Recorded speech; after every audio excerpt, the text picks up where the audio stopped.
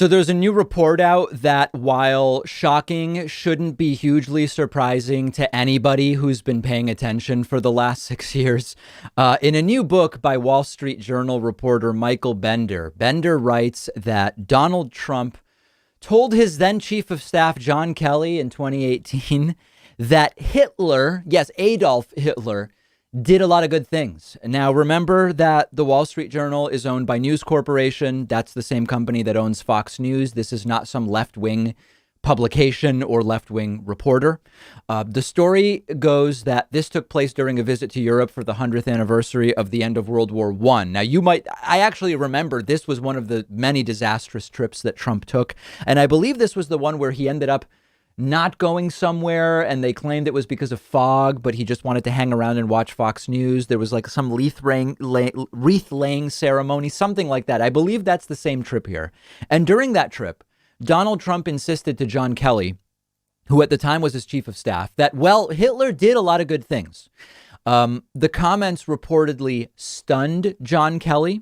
This is all in a book that's hilariously titled, "Frankly, we did win this election." That's Trump, the guy, of course, who is saying that. Congratulations, sir. You just won the election. Yeah.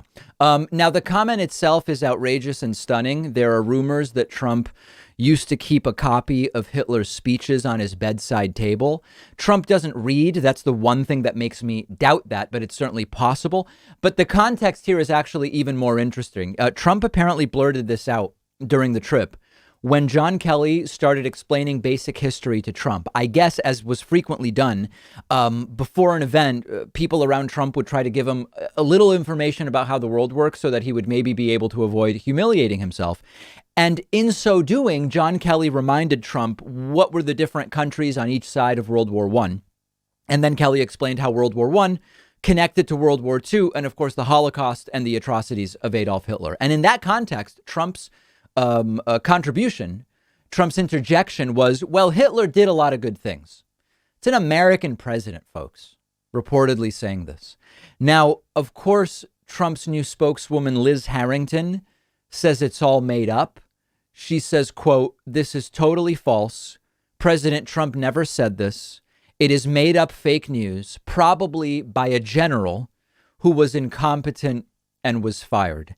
However, Bender seems to have done his job and his homework and has multiple sources on this. And in fact, multiple people told Bender, everybody in the room was saying to Trump, no. Hitler didn't do great things. And they were clearly horrified that Trump might say that publicly at some point. And Trump reportedly insisted, according to multiple sources, no, Hitler did do great things. Like, for example, leading the German economic recovery in the 1930s. Now, even that shows Trump's complete ignorance and his deference to authoritarian and in some cases genocidal leaders. Trump seems to have no idea that the so-called German economic revival was hugely based on wealth that they stole from the people that they eventually murdered. What I would have given to have been a fly on the wall during this conversation. And Bender adds in the book that Kelly told Trump, even if your claim about the German economy under the Nazis was true, like even if it were true that Hitler did great things economically, quote, "You cannot ever say anything supportive of Adolf Hitler. You just can't." And Kelly clearly realized that if he didn't explain that to Trump, next thing you know, Trump might be praising Hitler in public. And the book more generally outlines how clueless Trump was about every aspect of history. Quote, "Senior officials described his understanding of slavery, Jim Crow, or the black experience in general post-Civil War as vague to non-existent. But Trump's indifference to black history was similar to his disregard for the history of any race, religion, or creed." It's actually crazy, but this sounds like the type of thing some Trump supporters would actually say in defending Trump. Like when you confront a Trump supporter and you say, listen, Trump is really authoritarian.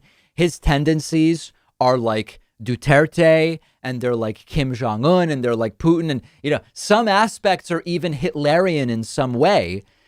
Okay, man, but Hitler did some good things. I mean, the economy did well and the trains ran on time or whatever. It sounds exactly like the prototypical Trump supporter. And I don't typically read these types of books. I didn't read Fire and Fury. I didn't read, all of these different ones.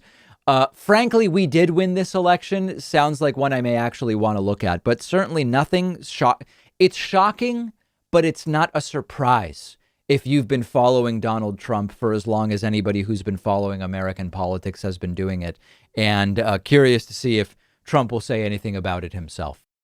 One of our sponsors is Four Sigmatic, the company best known for their delicious mushroom coffee. Four Sigmatic's mushroom coffee is organic, fair trade, single origin Arabica coffee with both lion's mane and chaga mushrooms. Chaga mushrooms have actually been shown to have potential in supporting the immune system in peer-reviewed studies.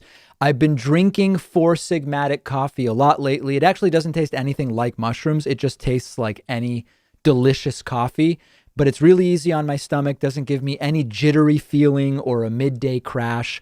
And they have over 20,000 five-star reviews. And best of all, if you don't love it, you'll get 100% of your money back because they stand behind their product. You've got nothing to lose by giving it a try. Four Sigmatic is giving my audience up to 40% off and free shipping when you go to foursigmatic.com/Pakman. The link is right underneath this video.